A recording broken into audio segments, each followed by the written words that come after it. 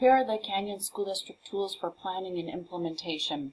Now that you've seen what the plan is for the adoption, here, what are the tools that you'll need to be successful? So some of the things have been provided for you. First, let's talk about those curriculum maps. The curriculum map that you're used to is now going to be called the instructional guide. And if you click here, you'll be able to see here that the elementary curriculum map has now been changed to the instructional guide.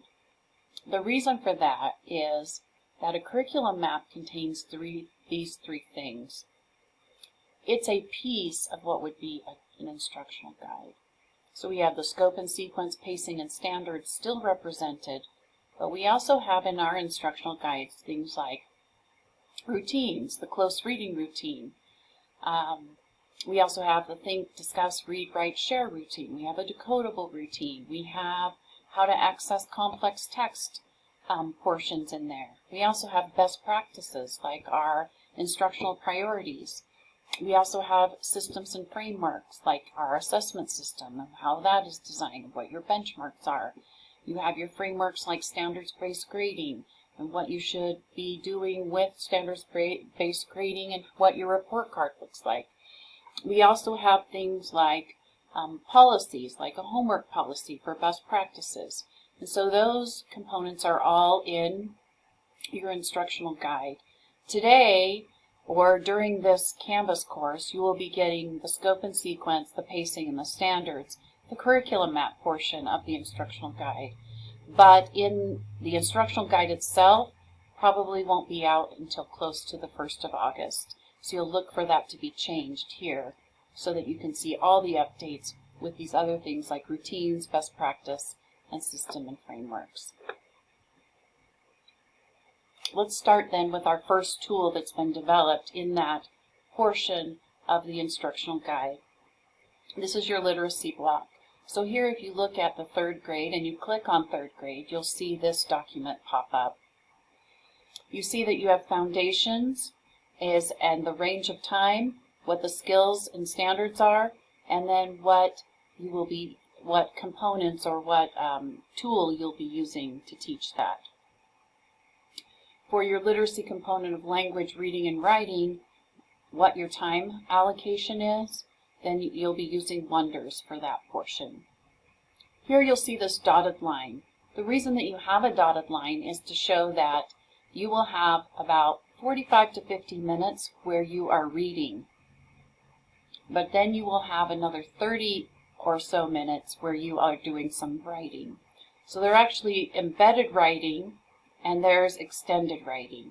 And those two pieces are here together. That's because if you wanted to take, say, 60 minutes and do a little less one day here, you could. So this whole entire block is really one seamless block, or should be, if it can. If it's not that way in your master schedule, that's okay. Then you have an additional piece of the skill-based instruction right here, and there you will use leveled readers, phonics lesson library, if that's part of your Tier 2 program, and then any early literacy software that you see fit for your students. So I want you to take a minute and go to your Learning Task Notebook and look here and think. Looking at your literacy block, which components of foundations are being taught just with the 95% materials? So I'll give you a minute. You'll need to pause the video and then we'll come back. Your next component that's been provided for you is the year at a glance.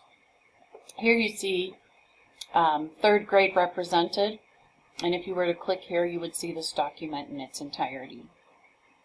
You again see your pacing guide right here, and it tells you how long you should spend on each unit.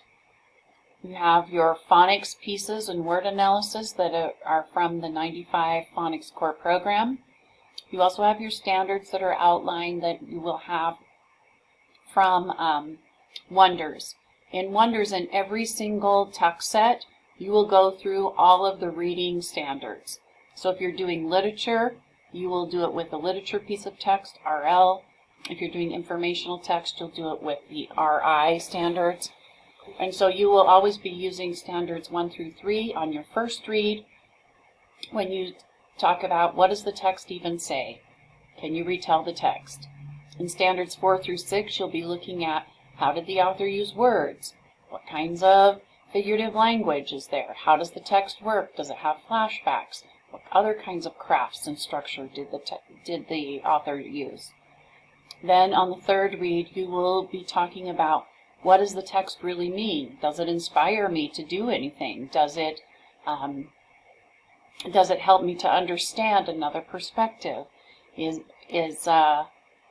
What kinds of integrations between two texts can I have? And so those standards go up through those 3 reads. That is called close reading.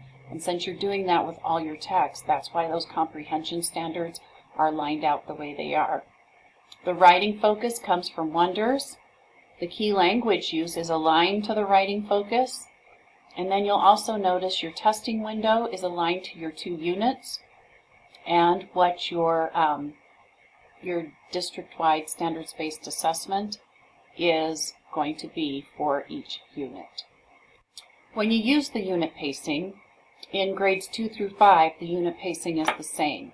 So you'll be using 6 weeks for teaching 25 lessons. And you'll have an extra 5 days or 30 teaching days to be able to get those 25 lessons in. We would expect that you would have wraparound weeks so that if you were, say, to start on a Thursday with lesson 1, then you would teach lesson 2 on Friday, lesson 3 on Monday, lesson 4 on Tuesday, lesson 5 on Wednesday, etc. If you were to skip a day because you had a field trip or something interrupted your instruction or even it was a holiday, then you would move that pacing to the next week. So that's the way that would work, is you would move that day as it would wrap around to the next week. Each text set has 10 days worth of instruction. So you'll be teaching a text set 1, and then that will be 10 days of instruction or take 2 weeks. Text set 2 will take 10 days of instruction. Text set 3 is only 5 days of instruction. That's the way it's written in the program to give you that flexible week of 6 days. The 95 Phonics Core program has 30 days to teach 25 lessons.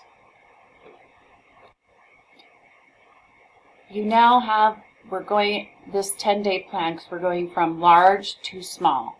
So if you were to click here, you would also have that 10-day plan. Here you see your 95 Phonics Core program represented, and it stretches across 5 days and will cycle back to another 5 days. So you're always going in a 5-day sequence.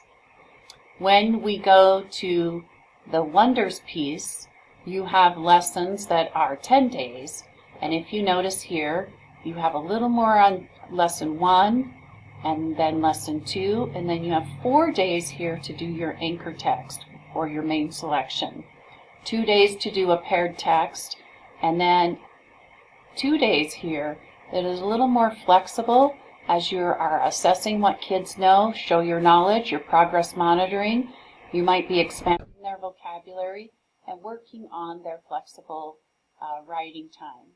So here you see how that crescendos and decrescendos throughout those 10 days, which makes to have more flexibility in what it is that you are instructing, hence the 10-day sequence. So in your learning task notebook and using the 10-day plan for the 4 text set implementation for the year, meaning that you're teaching 4 pieces of text over 10 days, please identify which days the texts appear in the 10-day cycle. Use the word bank and sentence frame. The text blank is used during days blank. So interactive read aloud, where does it appear? Where does the shared read appear? The anchor text, and so forth. Go ahead and take your time doing that, and then you can move on to the next section in your Canvas.